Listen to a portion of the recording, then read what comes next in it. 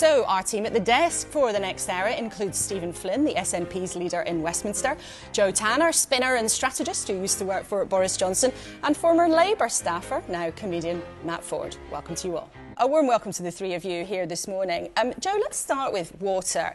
It's funny, a few years ago this didn't appear to be much of a political issue, but actually we've seen governments really struggle to get a handle on it, and it's become a very, very important issue for lots of people watching this morning. Why?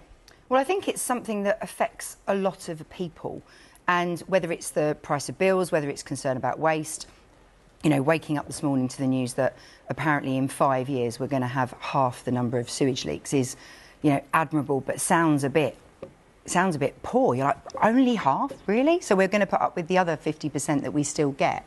And we're an island nation, right? So we should be concerned about what's happening around our shores, but we should also be concerned about what we're drinking. And it is something that successive governments seem to have struggled with. And the constant concerns about price, but then also what on earth the regulators doing. You know, there is grave concern. I mean, even, you know, the Environment Agency's had flack for years. Everything around the ecosystem that affects our environment seems to always have been sort of a bit flawed. It seems to have been problematic. Successive environment secretaries have said, I can't get everything to work together. And it's still not right. So, you know, plan for change, Labour government coming in. We need some serious ambition and some serious action soon. And we'll see how ambitious it is, how radical they really want to be. Joe, you do communications, political communications for a living. If you were Labour or the Tories, how do you then combat what Matt's suggesting there is a sort of emotion where people can be appealed to by their gut as well as their ideologies or their brains? Well, I mean, there's a few different things, and Matt's right in a lot of what he said. You know, cut the speeches with the sort of the folks from different businesses that are sort of stuck there like hostages behind you. And the politicians' visits. Who actually listens to this stuff? You know, and then you find out that actually the Prime Minister read it and he read it out but hadn't actually read it beforehand. It's pointless. Like, you're absolutely right about the contrast. You know, the problem is Labour's biggest challenge, I think, is that they walked everybody up this big hill saying they had this huge plan for change. But then you heard the Environment Secretary say that he was furious about something that happened a year ago. But then he's also waiting for a report tomorrow that he won't talk about, but is making an announcement which is off the back of a report that he won't talk to you about the detail of because it's scheduled for tomorrow. And the public are out there going, I'd much rather listen to Nigel Farage going, I've got no idea, Laura. I have got no idea about that thing you're just talking to me about. I'm not going to pretend. I don't know. But you know what? In 3 years' time, 4 years' time, and there's an election, he will then have to know the detail. Well, but people have a thing with Nigel Farage, and I actually met a couple yesterday and I asked them the question, what appeals to you about him? And they said, well, he's actually done something. He said we'd get Brexit and he did it. Now, actually, he didn't. He wasn't actually one of the people that did it.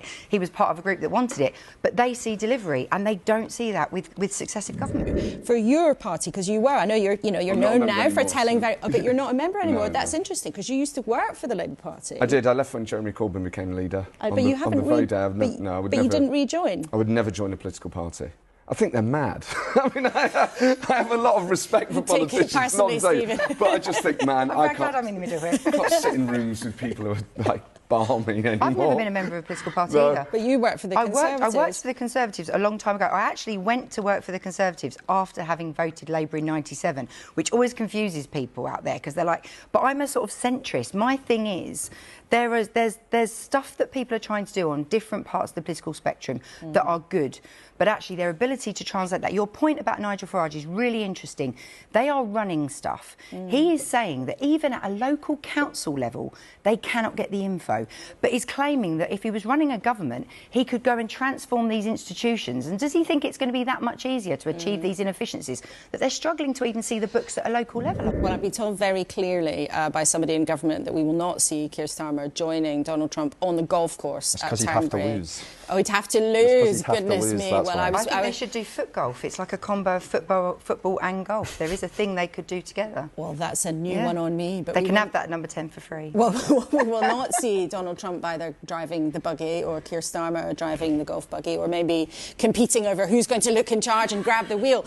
I just wonder, Joe, though, how would you, if you were advising Labour, how do you handle President Trump on a visit like this? And maybe if you give us a glimpse of the kind of thing that goes on behind the scenes when these things are planned. Well, I mean, there's a lot of biting down to probably the wrists from the team around But let's face it, international Keir, I think, has been more successful than domestic Keir, really, in terms of the handling of some of these big moments. And, you know, it's going to be very much about Trump. It's going to be very much about the golf course and his sort of moment. They have obviously got the next visit quite soon afterwards, really. We think, yeah. So I think the big thing is well, firstly, everyone's going to be watching like a hawk. What is he going to do between now and then that they're then going to have to answer at one of those marvellous sort of press conference moments?